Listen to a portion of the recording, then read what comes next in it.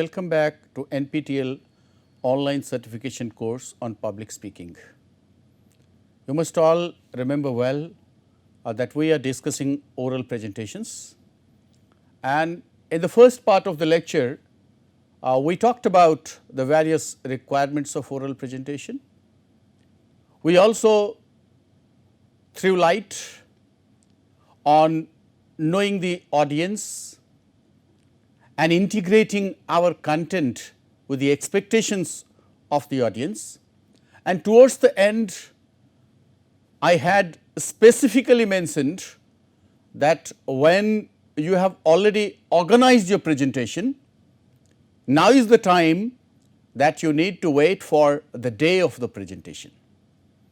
And the day of the presentation is not only alarming for many of you, but it will become rewarding if you take into consideration the points that we are going to discuss in this lecture.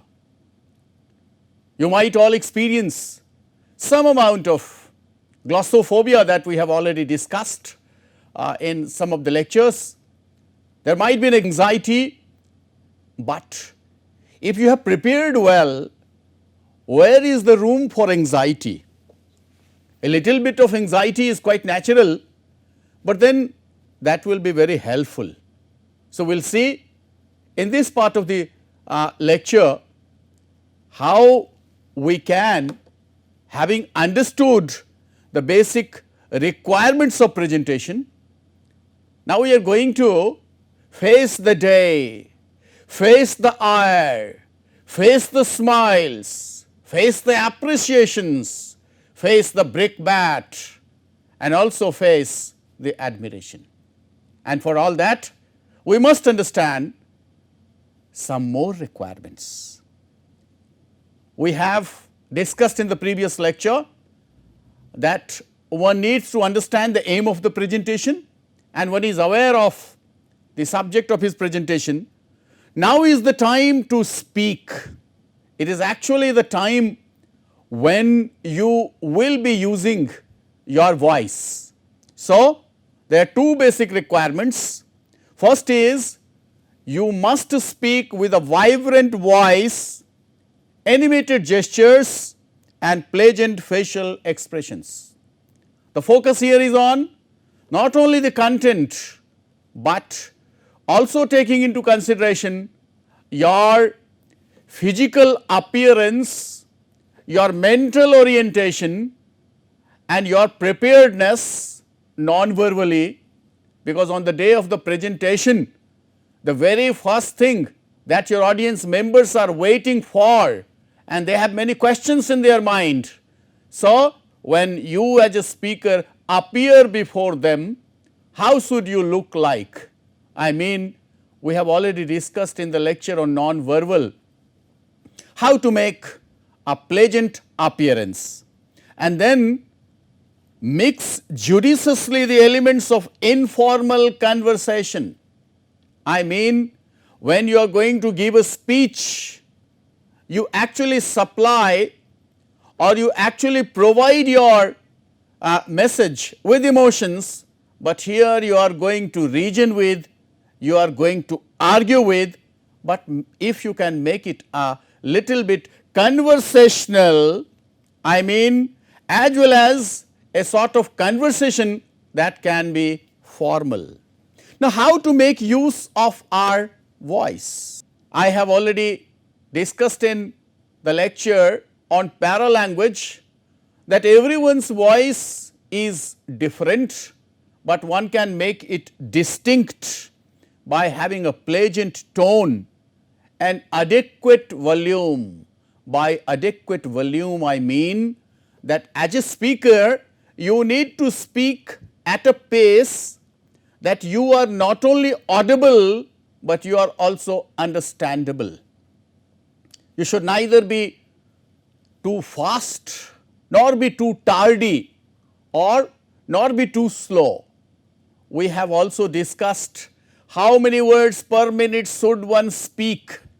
The normal speed can be between 120 to 140 words per minute, but in between as a speaker, how you make advantage of your intonation abilities and how you can make advantage of the variety that you provide through your rate and pitch, and how as a careful and experienced speaker you can provide transitions to signal the end of the presentation. All these are very much required, my dear friends, but then we must also try to understand that when we have the matter or the content ready, what sort of mode of delivery we must follow. There are 4 methods of delivery discussed by many authors. So, the very first is reading from the text or reading the text. Then there is another, that is memorizing the text. Then there is speaking impromptu, and then speaking extemporaneously. We shall discuss how all these modes of delivery are different, distinct, and how as a speaker we should behave when we are following one method or the mode of delivery or the other.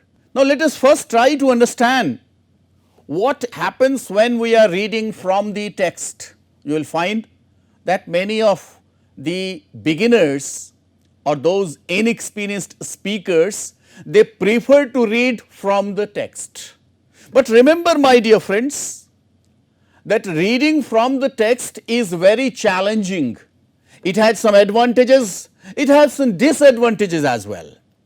This sort of delivery is used in extremely formal situations. You might have seen the CEO of an organization giving people or giving his employees some concrete information. Naturally, he brings some papers with him, and with the help of the papers, or in today's world with the help of the PPTs, he will provide some factual pieces of information which he has to read out. Now, in such a sort of presentation or mode, one must try to confine himself to the time limit that he or she has been given. You also might have seen that in many conferences where you are given plenty of time, you can read from the text, but while you are going to read from the text, make use of appropriate phraseology. And while you will find that as a speaker, when you read from the text, your eyes are stuck in the text, and the audience members actually start at times becoming very uneasy. They actually feel that the speaker does not cast his or her eyes on the audience members. So, but then nobody understands your difficulty. As a speaker who is reading from the text, he is not a practiced one where he can also lift his eye from time to time to provide a generous look at the audience. But then if he can train himself and practice himself, then he can understand how and where he can provide pauses to make his reading or make his content become very comprehensible. You will also find that especially on formal occasions when a minister is giving you the information or the president is reading something. So, naturally in such situations, because these pieces of information are of crucial nature, hence all these people who are at dignified positions, they read from the text. But since they are seasoned, celebrated, they know how and when to make use of pauses, how and when to lift their eyes so that the audience members do not feel neglected. There are advantages, as I said, there are disadvantages also. Several readings and revisions before the presentation can help you. I mean, practice, I have been saying, my dear friends. So, it can come to you as a successful mode only when you have practiced a lot and you know how the proper content can be articulated in the given time limit. Such a mode, of course, as a speaker, actually it lends you a lot of support because you have the material ready with you, you are confident enough. But remember, whatever you are going to say, you are going to say it very distinctly, because this may be referred in future conditions in the times to come. So, the presentation in such a mode hinges actually on the confluence of both oral and written. So, much labor is to be provided when you are writing your presentation, because you know better in what amount of time what can be read. There is actually in such a mode of presentation, there is no room for modification, and unless and until you are a seasoned one, how can you modify, because you are not experienced. So, especially for inexperienced people, such a sort of mode of delivery is not favorable, my dear friend. Now, we have talked about the advantages of reading from the text, but the disadvantage is that you are not trained enough to read everything in the given time, and you also may at times lose track of the audience, because majority of the times your eyes will be stuck in the content. Now, another mode of delivery is memorizing. You might all go back to your school and college days when you were to give a speech or a talk or a presentation. Fine. What you did? You memorized your speech verbatim. But what could happen? Memorizing is good, because when you memorize, your teacher tells you where to give pause, where to give silence, where to stop, where to provide better, all these you know, no doubt. So, the entire speech is written, entire talk is written in such a mode, and it is also prepared beforehand. So, there is more room for the confidence, because the speakers often make a lot of rehearsals. Fine. Memorizing what you have memorized, and when you are going to deliver, delivery is an uphill task, my dear friend, because what you memorized can sometimes betray you, you can forget also, isn't it? And what will happen when you forget? When you forget, you actually become a sorry figure, isn't it? So, there are more disadvantages in memorizing a text, because maybe because of some of the mental conditions and because of the strangeness of the ambience where the strangers are looking at you, you may actually forget at times. So, this may be very difficult. Not everything can be memorized. Even if you have memorized the content, can you really memorize where to put the pause, where to put silence, where to indicate and how to indicate? And in memorizing, there is another problem, that if you have been provided with 15 minutes because of your memory, and since you also could not commingle the rate and the pitch, so maybe your material gets lost, or you run short of time, either you run short of time or you run behind time. So, there is a disadvantage. It is actually very tedious, and as I said, very much near a sort of impossibility of memorizing, especially lengthy talks or presentations. The presentation lacks in the spark of the presenter, because the presenter, when he forgets, he actually tries to recall everything, and it becomes very difficult.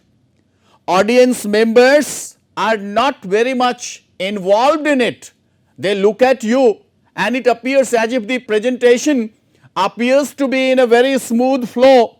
The presentation would be unable to serve the primary function of involving the crowd. So, there is every chance that this memorized presentation will lose its vitality, because you cannot have a sort of control over everything, and even though you have memorized, if you forget, what will happen? You actually, all your efforts will become futile, it will become useless. Now comes another mode of delivery, that is speaking extemporaneously.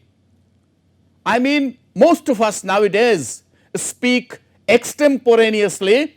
This extemporaneous presentation is ex tempus. I mean, there is no limitation of time, of course. This mode of delivery is considered better than all other modes. During the preparation of such a speech, a person or a speaker has to decide the quantity of matter to be used, whether it has been logically structured, fine. It is always better if the speaker can create or formulate an outline and makes use of note cards, because you are given a slot and you have made a lot of preparation for that. I mean, such a presentation provides a semantic structure to the entire presentation. This cannot be mixed with other modes of delivery, whereas some presenters write the script for the entire presentation and then actually make note cards, but it is not advisable unless and until you have practiced it in the most efficient manner. But even though if we compare this mode of delivery or presentation with other modes, it has got an advantage, my dear friend, because you have the note cards. But again, there is a caution that when you are making notes, write the points in such a manner that it is legible, you can read it, because sometimes the speaker is also not able to read what he has written or she has written. So, in the note cards you can only provide the keywords, phrases, and these points are to be elaborated upon, fine, and then you must also situate audio visuals when and where. Sometimes for the other you can also bring quotes, fine, stories, but not everything can be written. You can here see on the right hand side how the note cards have been prepared. Now, with the arrival of this PowerPoint presentation, these note cards actually have got their importance belittled, but still many people also prefer bringing note cards for their presentations. What are the advantages of speaking extemporaneously? The presentation arrests the attention of the audience as the ideas are direct, agile and freshly placed. You can find that in such a presentation spontaneity is there, fine, but then still there are desirable digressions. We have already discussed digressions. So, you can, because the control is with you, you can digress sometimes to bring the audience members to the main point of your discussion. Ideas can be put across without linguistic constraints.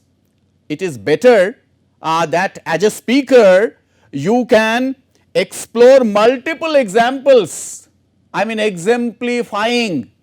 When you say something and you feel that it appears, because they will be providing you with a non-verbal cues as a feedback if something is very technical. So, you have every right to bring the examples.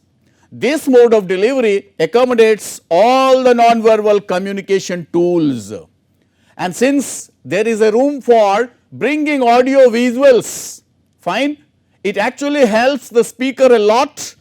And it should also be seen that if you bring charts and graphs, it will actually help you without any hassle and without any limitation of the text. Now, because you bring audio visuals, you can also minimize your time or make maximum use of time. Now, we come to the last one.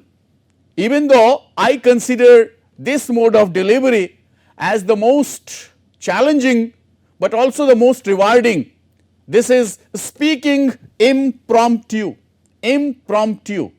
Now, in such a sort of presentation, you do not get too much time for preparation, and it is impromptu, on the spur of the moment. There is no preparation. One can be called at any point of time. You also might have come across such a situation that suddenly your name is announced and you are caught unawares. But such a situation may arise at times, my dear friend. So, do not be apprehensive. You have already a lot of experience and everyone is in the same situation, everyone is on the same boat if called for giving an impromptu presentation. One can refer to. Here your memory will help you a lot. You can think of, you will get some time, and when you speak on the spur of the moment, whatever you speak, that is actually very much rewarding. So, one can summarize the previous speeches or happenings during the ongoing event, and intelligent people often have seen that when other speakers speak, they take some cues from them and then they situate their own presentation and settle themselves in front of the microphone and continue from there. Intelligent people often tell, as my previous speaker had said, I think it is time that we also explored further. I mean, these are some tactics through which you are trying to review what you know about or on this topic, and then your facial expressions, your agility and your convincing approach will be the key to excel in this mode of delivery. My dear friends, one thing that all of us must be careful about is time. We have already discussed in nonverbals that time talks and space speaks. So, time is an essential ingredient of communication, and as a speaker, even on the day of the presentation, you have to be very particular about the time, how you can manage time both before, during and after your presentation. And this one can always anticipate and prepare while one is organizing one's presentation. One must, while one divides one presentation, one must allow every topic into subtopic and see to it that you do not bring a deluge of information. You must confine yourself to the topic and you must also respond and respect the time that has been given. Nowadays, there is a new trend where people are asked to give group presentations. Suppose you are going to give a presentation on a proposal on any project where 2 or 3 people are working. So, such a sort of presentation is called group presentation or joint presentation. In such a sort of presentation, all the members, 2 or 3 whatsoever, they actually have a sort of coordination with each other. They must ensure beforehand what Mr. X is going to say and what Mr. Y will continue with. So, both the presenters, I mean if there are 2 or 3, all the presenters must be aware of each other's contents, so they could have each other's back. Sometimes it is seen that when one is asked to give an annual budget presentation or annual report presentation or on any other topic, but even if you are confident of what you are going to say, but you must also be confident of what other person had said, because sometimes when the question hour session will come, it will become very difficult if you have not been in the know of things, in the knowledge of things.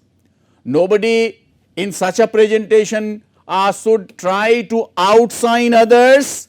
What actually matters is, because this is a collective approach and this should be collectively done and collectively triumphant, all of you should become. I mean, it is actually a teamwork, my dear friends. Now comes the time when your presentation comes to the end, but you are not going to work on the end, because after the end what will happen? Questions will come, the volley of questions. The audience members who have listened to you, your presentation, your subject expertise, they are to have some questions. And these questions at times create a sort of chaos, confusion, and as a speaker, but you need not be very much worried about, because you are the person who has given this presentation and you know better than others.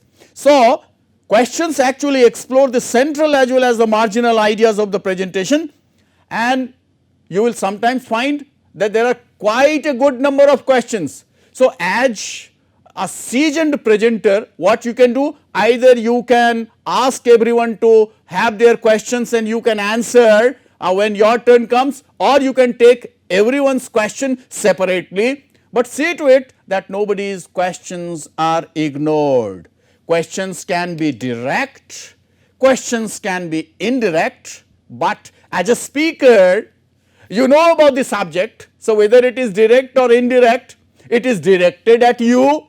So, and it is directed at the subject. So, you are in a better position to understand and to respond to such a question. You can find that they are given the liberty to ask questions and appreciate their questions when they ask questions.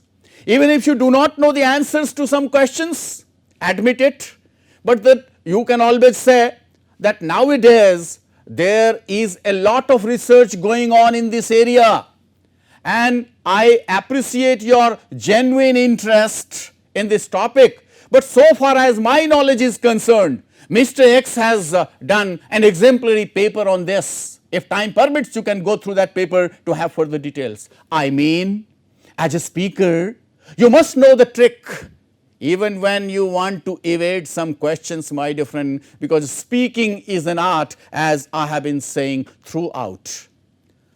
When questions are put, don't be in a hurry to answer. Listen to the question patiently.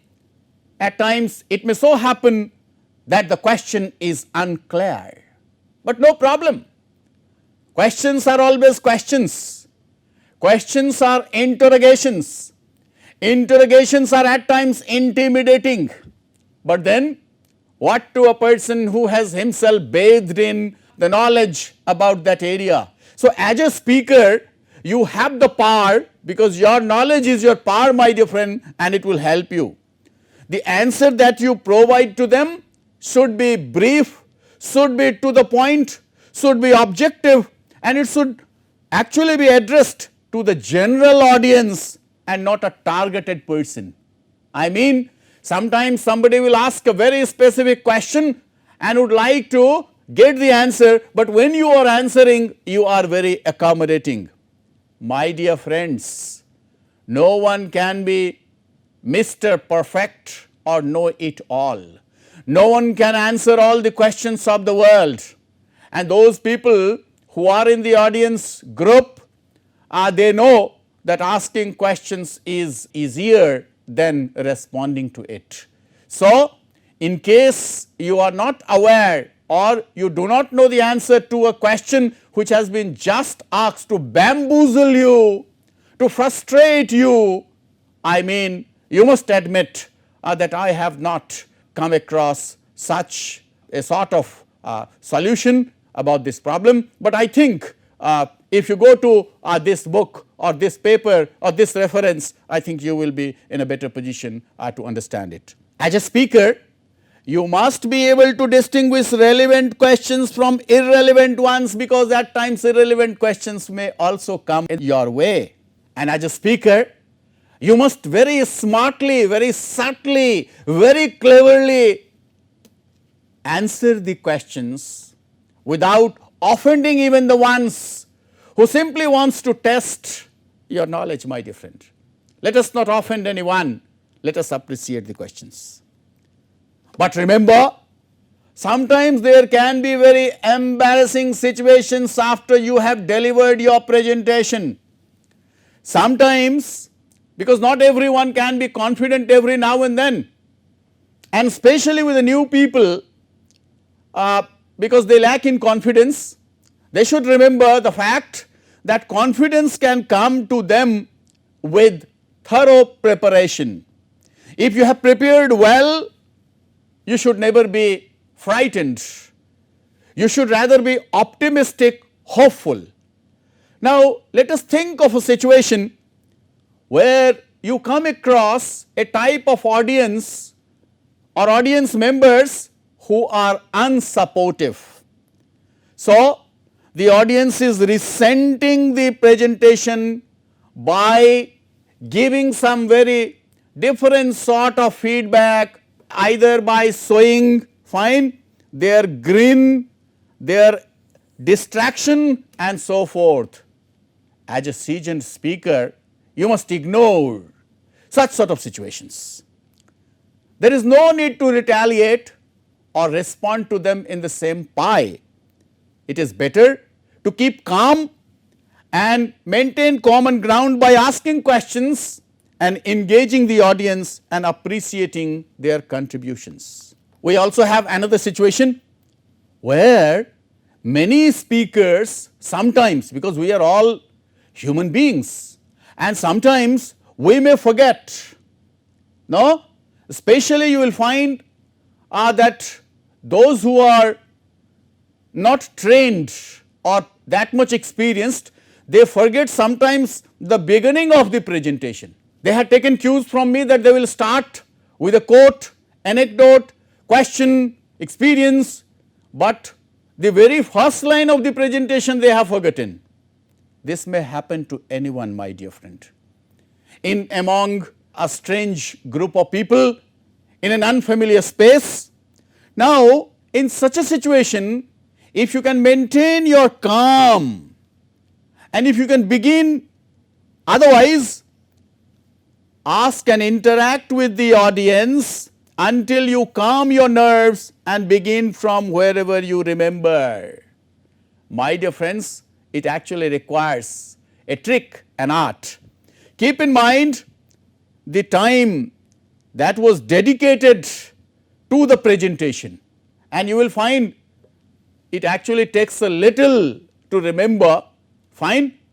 Sometimes we may also say, most of you, if you suppose you forgot the very first sentence and you are speaking on a topic which is very complex, you relate something to that and ask, most of you might have come across atomic power reactors.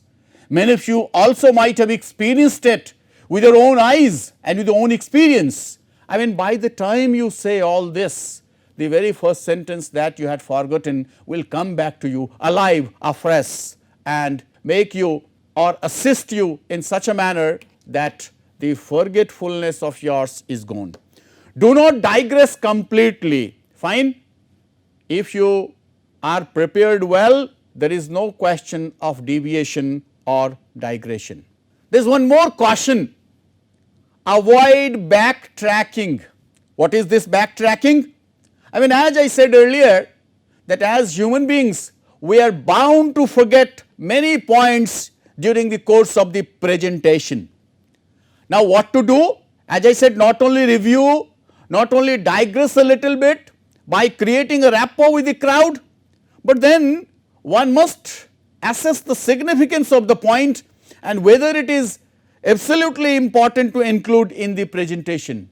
Because as I said, the control lies with you, my dear friend. You are speaking, so you are to cut certain points, you are to skip certain points and come to those ones which perhaps may infuse a new fire in the eyes of the audience members. If you try to backtrack or revisit any point that you have already left, it may also appear at times becoming very irrelevant. It may actually mar the flow of the presentation. So, one should actually be absolutely sure before revisiting or backtracking. If one brings note cards, as I have said, one actually will be prepared enough to avoid backtracking. This will actually help. Now, my dear friends, as I said, it is not only a question of preparation, but it is also a question of performance on the day of your presentation. And all of us, when we are going to give a presentation, we actually want that our presentation should become memorable. My dear friends, psychologists say that there are two types of memory. One is short term memory, one is long term memory. Remember well that a speaker is different from a writer. A writer actually has the full freedom and he has written everything, but a speaker also has to see the situation, the context, the audience, the time, the weather, fine. So, all these he has to, as a speaker, he has to keep into consideration. But then, because you have the facility of bringing audio visuals, so remember well that in case sometimes it so happens that a complicated topic or a complicated point is not comprehensible to them, it is better you go to that point where you had shown the graph or the chart or whatsoever, because remember, everyone actually remembers what one sees better than what one hears or reads. Something that you hear, maybe you do not remember it for a long time. So, but then we want that our presentation should be memorable.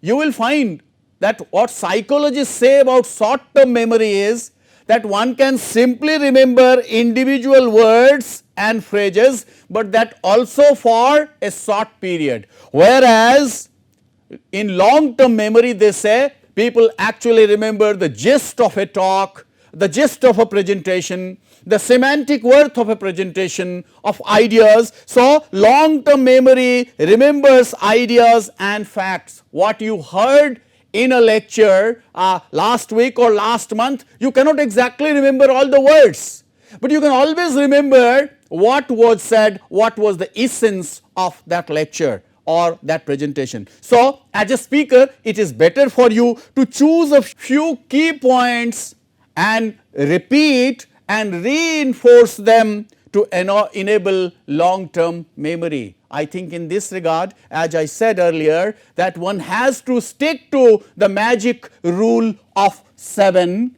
because if in the magic rule of 7 you have only 7 more important points. So, naturally many of your audience members will remember that. My dear friends, it is very difficult to make all our presentations memorable the way some celebrated speakers have made it, but then they also did a lot of preparations for that. And you know, how can we make our presentation effective? In this regard, let us actually concentrate upon some of the points made by Leland Brown, who says, as a speaker, be unaffected and unassuming. There is no need to assume a lot. Fine? Be unaffected. Be confident that you already by this time might have become business-like, meaning thereby we will keep ourselves to the time, and let us be sincere, be optimistic, pleasant and cheerful. I mean, every presenter wins in the first instance when he is creating a rapport or when he is making his appearance. One must always work on the non-verbals. We have discussed a lot about non-verbal cues, and as a presenter also you must remind yourself of your posture and gesture. Be natural, be at ease, be enthusiastic and interested. In this regard, let me also tell you that sometimes or the other, even if it is a very complicated matter, and since you have the ability to mix the familiar with the unfamiliar, and there is also room that you can smile at times, you can pause at times, you can provide breather at times to the audience. And so your sincerity, the way you make through your eye contact and the way you gain the feedback from your audience members. My dear friends, a public speaking, as I have been saying, can provide you innumerable situations to talk and speak. And as a careful and seasoned speaker that you are trying to become every day, I think much lies in the way a speaker begins and also the way a person ends his presentation. How is that possible? Let us also try to see that having understood the methods of delivery, having understood how we tailor our presentation, and having understood the nitty-gritty of the audience members and their relativity and their relevance to the subject matter that we are going to discuss, it is also very much crucial to understand how to begin. As I have already been saying, that when you begin, there should be a jerker effect, surprise. Try to shock the audience, fine. By starting with a quote, no. Even you know, my dear friends, there goes a very beautiful saying, heard melodies are sweet and those unheard are sweeter. It is actually a quote. If you can bring it in one of the presentations where you are going to talk about unheard melodies, where you are going to talk about a subject which is not very much familiar, naturally you are going to surprise the audience and you will find all the eyes will be upon you. You can start with a question, you can start with an anecdote, fine, and then when you start speaking, let the first sentence be spoken with your memory. If it is a quote, remember the entire quote. You also need to maintain eye contact throughout, because this eye contact will provide you a control over your audience members. Also, because you are a person who is an expert in a particular area, you must apply your care and caution in terms of the use of words and in terms of the vocabulary. You must be culturally sensitive also, as I have been saying from time to time. It is always better to continue signposting. What do I mean by signposting? The audience members cannot tolerate you for a long time, and that is why if you can provide some markers, indicators, having discussed this, the time has come to satisfy your curiosity about heavy atomic reactors. And towards the end, now these are what? These are signposting.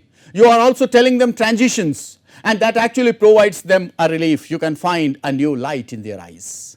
If you can move, come out of the podium or the space, but the movement has to be very natural. You will also use visual aids, to which we will dedicate one lecture, and it is better to avoid digressions, whispers, smiles, grinning. No? Sometimes many people are whispering with each other, and when you are going to end, my dear friends, the end is as important as the beginning. There lies end in the beginning and beginning in the end. The meaning is that when you are going to summarize your main points with a clear statements.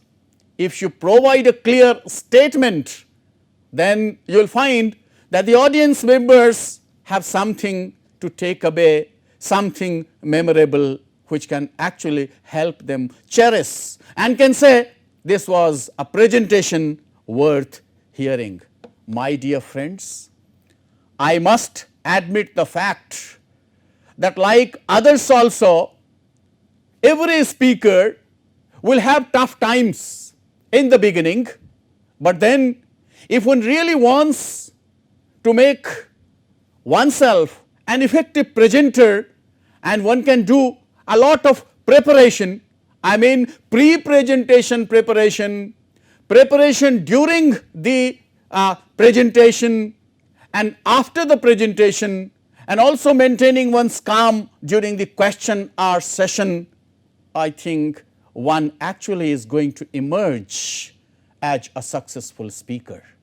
I think these two lectures will prepare you and instill in you a new confidence, a new courage, and you will perhaps be bubbling and be eager enough to wait for the time for your presentation. But before your presentation comes, let me provide you a quote by Harvey Diamond, one of the best-selling American authors, who says, if you don't know what you want to achieve in your presentation, your audience never will. The meaning is that as a presenter, you must know what actually you want to achieve through this presentation, and that perhaps will help you bring a sort of effect that your audience will carry something as memorable, something as worth remembering. Now the time has come to end this talk, and I wish you all a good day ahead, but at the same time I wish you to be eager for a presentation that you are to give, to face in the days to come, because by that time you will become a very careful, a seasoned and an effective speaker. With this, I end this talk. Thank you very much. I wish you all a good day.